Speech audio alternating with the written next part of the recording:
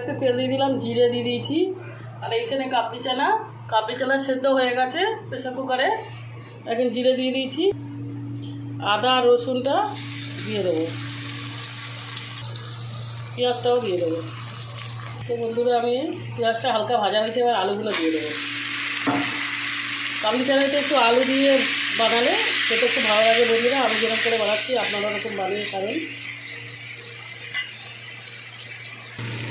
তো বন্ধুরা আমি আরেকটু হলুদ দিয়ে দেবো, কেননা আমি কাবলি চানাটা হলুদ দিইনি। আর এই লঙ্কার গুঁড়োটাও দিয়ে দেবো। আর নুন দিয়েই সেদ্ধ করেছি কাবলি চানাটা, ওই জন্য নুন দেবো না। আলুতেও নুন দিয়ে মাখিয়ে রেখেছিলাম, হলুদ দিয়ে নুন দিয়ে, ওই জন্য আর নুন দেবো না। এই যে টমেটোটা দিয়ে দেবো।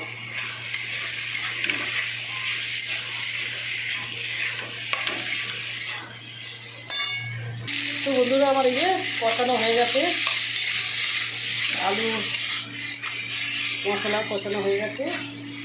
এবার আমি প্রেসার কুকারে দিয়ে দেবো। তো বন্ধুরা দুটো সিটি মারবো, প্রেসার কুকারে দিয়ে দিয়েছি।